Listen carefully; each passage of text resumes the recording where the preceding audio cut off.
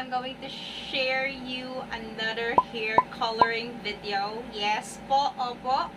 Magkukulay ulit ako ng buhok.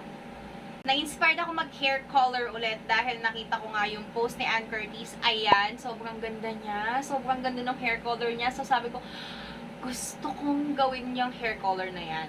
Saktong-sakto naman mga tao because I have here TechnicolorMNL semi-permanent hair dye in the shade of Orchid and Petal Pink. This one.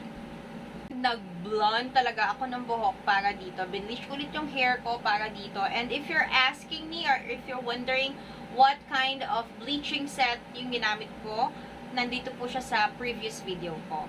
Yes, just go to my YouTube channel and you can find it there.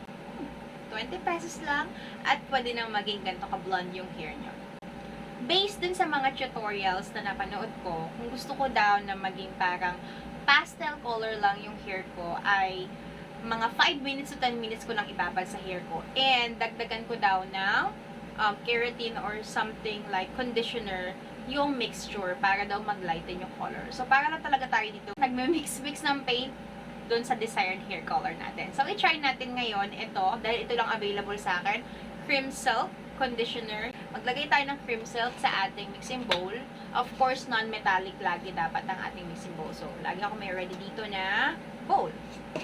Ang halo, conditioner, and try natin itong petal pink at hahaluan din natin ng orchid yung ating mixture.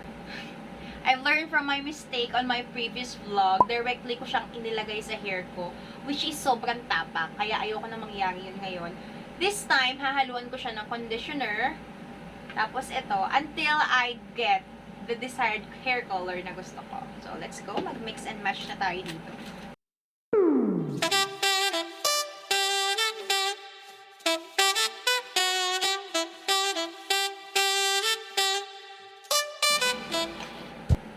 Ito yung pinaghalo ko.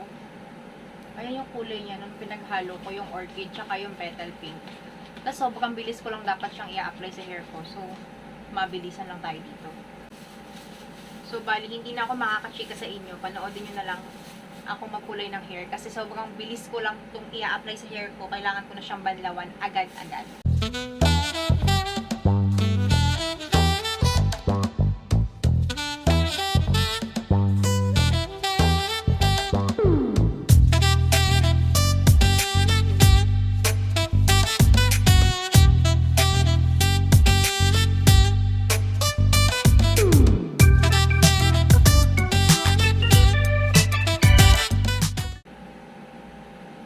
Naka 5 minutes na tayo, so babalawan ko na muna siya kasi kinakabahan ako, parang feeling ko gato na yung kulay niya.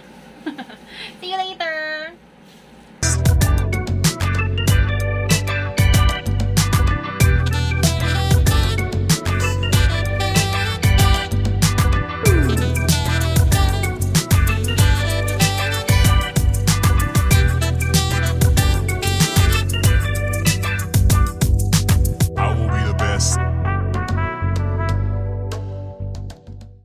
So, this is my hair now, mga tao, after ko magkulay for 5 minutes. Hindi ko talaga siya tinagalan kasi takot ako na baka maging super dark siya sa hair ko. Kasi yun na yung mistake ko last time doon sa purple hair. Tapos, uneven yung pagkakakulay ko sa ilalim. Dahil nga, pressured ako na baka tumagal sa hair ko, nagmadali din ako. Pero, overall, I like the hair color. I love it so much. And, kung magaganto kayo ng hair, don't forget to shampoo. Mag-shampoo kayo. Kung gusto niyo na medyo lighter siya. Magla-lighten pa siya pag shampoo mo siya. So, I used Head and Shoulders na pink para sa pag-shampoo. And then, Cream Silk na green, of course, para sa aking moisturizer, anti-hair fall, and lahat na. And I think that's all for my vlog today, mga tao. I so love my hair, and I hope you like this video. Sa lahat ng hair color na ginawa ko, ito yung the best for me. I love it so much. Parang, siguro after nito mag-fade, gusto ko ulit siyang kulayan ng pink. Kung may questions kayo, suggestions, or requests, just comment down below and I will try to answer that on the comment section. And don't forget to like, subscribe, and hit that notification bell button para lagi kang updated sa aking mga videos. It's your teacher vlogger, Hanle.